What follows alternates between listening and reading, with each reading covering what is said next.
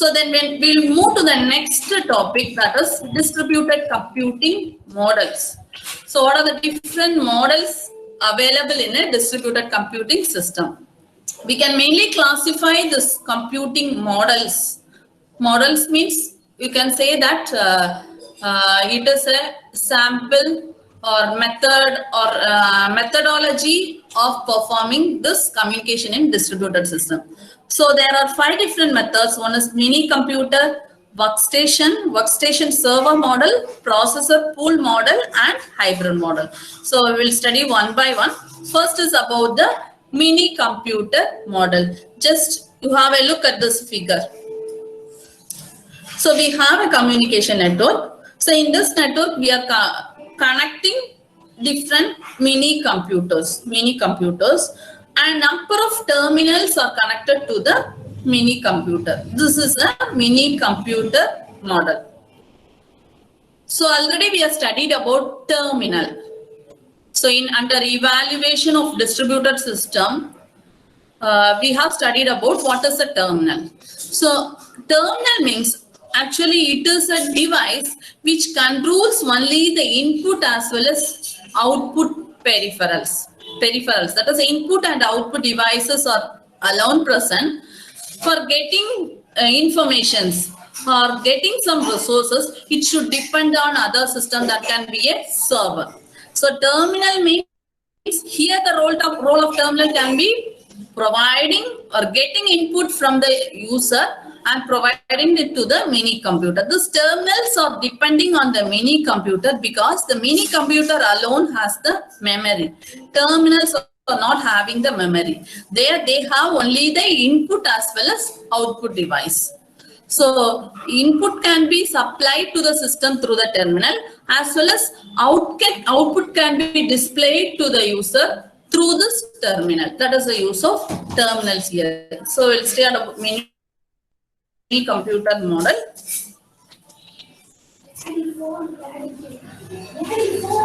And one of the salient features of this mini computer model are, so interaction between the terminals can happen.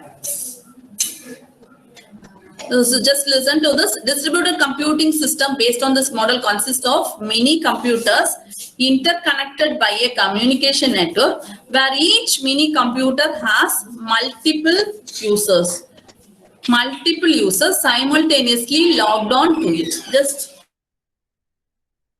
So this is an important sensor. That is, mini computers has multiple users simultaneously logged on to it. That means, so you have a mini computer, number of terminals are connected. So the users will be connected to the mini computer only through this terminal. Users can be connected to the mini computer only through the terminal. For example, if you want to provide some input for processing, so you have to supply this to the terminals. So the terminals that is connected to a particular computer can interact among themselves.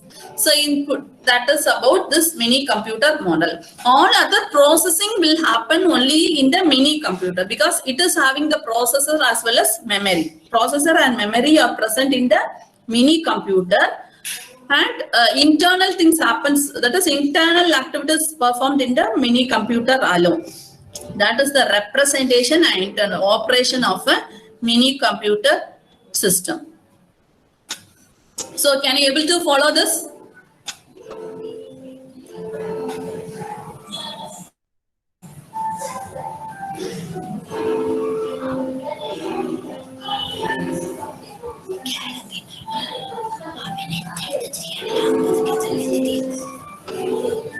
Can you follow this?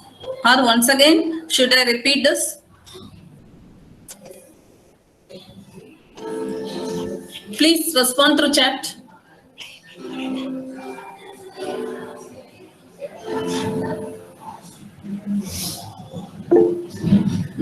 Okay. So we'll move to the next concept.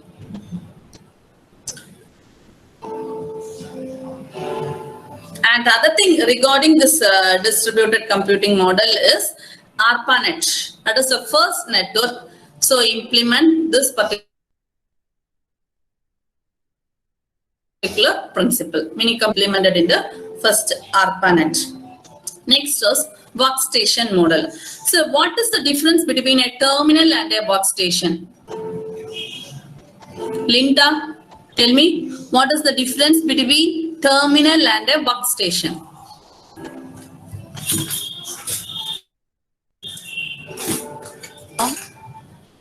Hello. Okay, proceed. Hello. I'm able to hear you. Okay, continue. Hello.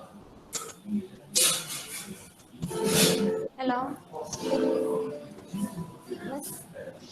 No, okay. Tell me. Miss. Just type in the chat box. Okay.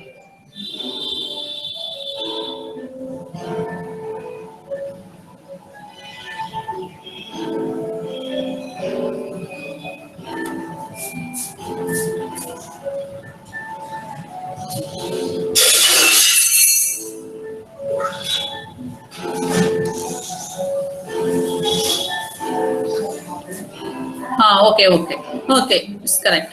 So terminal is a user interface alone. That is, user can interact with the system. System means there it is mini computer through this particular one, terminal.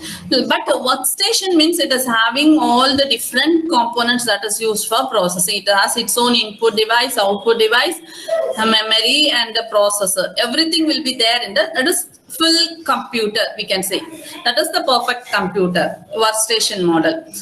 So just to have a look at this figure, you have number of workstations that is connected to a communication network, and the bandwidth of this network is 1000 Mbps, megabits per second. It is a LAN network. The bandwidth of this particular network is 100 megabits per second. This is a normal that is communication that happens nowadays also. So we have number of PCs or other computing devices connected to a network.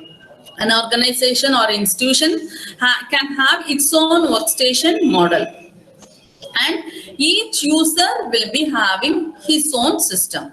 That is single user computer. But there in mini computer, number of users can be connected to a single system. But here the difference is each user will be having its own system. What a single user will be connected to a particular workstation. That is the difference between mini computer model and the workstation model. Okay.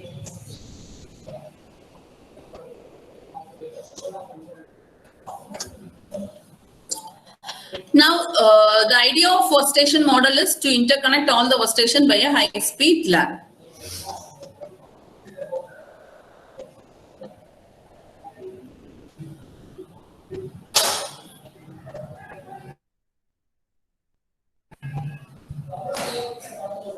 Now, this is the one of the issue we face in workstation model is, so if a particular user who is having a workstation is not having enough resources to process his own application, here the interaction between the workstation connected to this particular model is not efficient. So if he's having his own resources and job, he's able to process that, it is okay. Now, if it is not efficient processing, if not having sufficient resources, efficient processing cannot be performed. So to overcome this difficulty, we go for the next model that is called as workstation server model. Workstation server model.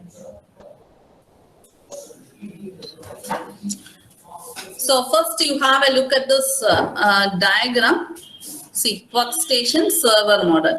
So you'll be having number of workstations along with different types of servers. Mini computer file server, mini computer database server, and mini computer print server. Now, the issue we face in workstation model can be overcome by this particular model. Now, and workstations can be of two types. One is disk-full workstation and other one is diskless workstation. So disk-full workstation means it has its own memory. Hard disk as well as its own primary memory is available in the workstation. So diskless workstation model means it's not having the hard disk along with the particular model system. So here, as specified in the diagram, see, so if a particular workstation, here mostly the workstations are diskless workstation. So its permanent storage will be done in this mini computer file server or mini computer database server.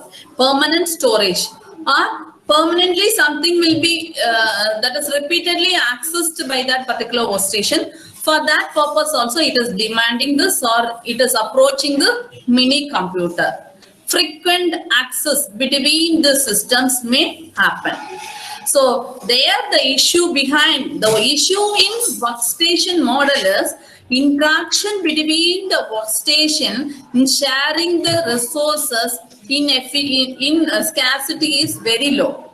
So that can be overcome by this workstation server model. In workstation server model, here the workstation will depend on the server in case of any scarcity or demand of a particular resource. So it can perform, it can improve the performance or enhancements by the workstation server model.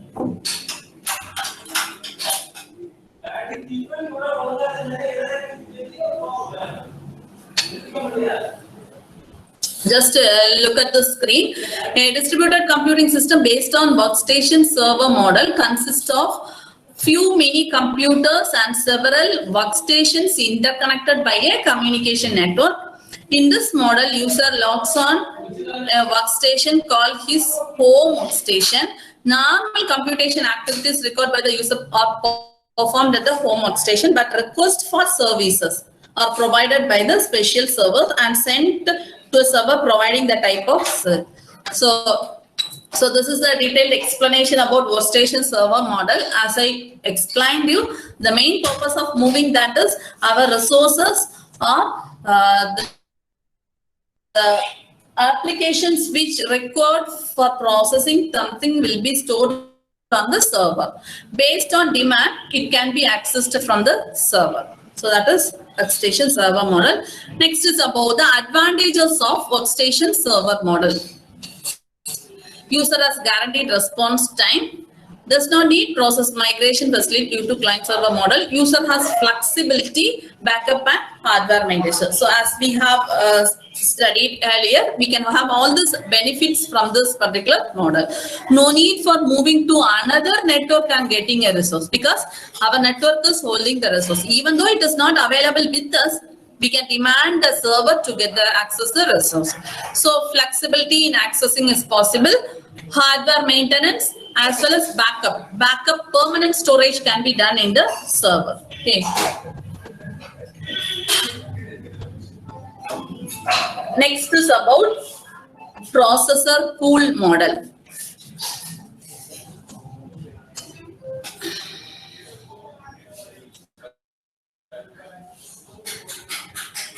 Just have a look at this diagram.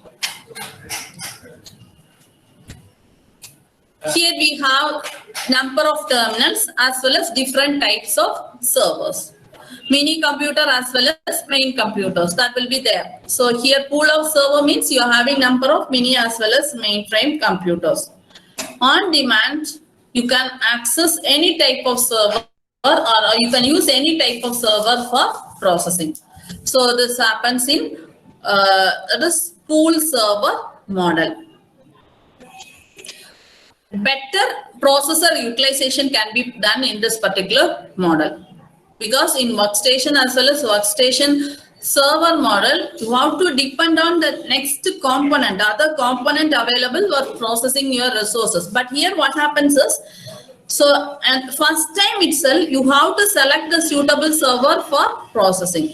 Only we have the interface for providing the input as well as output. The user will directly interact with the system, that is the mini or mainframe computer, with the help of the terminal. So terminal, the processing will initially happen only in the processor. So efficient utilization of the processor, as we have studied earlier in evaluation of distributed system. So each stage, when we move from one stage to the next level, as an advancement, first thing you have to check about the utilization of the CPU. So you shouldn't make the CPU to be free, or you shouldn't make one CPU to get overloaded. This shouldn't happen. So uniform CPU, better CPU utilization should occur. So this can be achieved in processor pool model. Your processors will be efficiently utilized. More utilization of the processor will happen, because before processing, you have to select the suitable server which is for you, and you have to process. But in workstation server model, you depend on the workstation for necessary requirements only. You move to the server. That is the difference between processor pool model and workstation server model.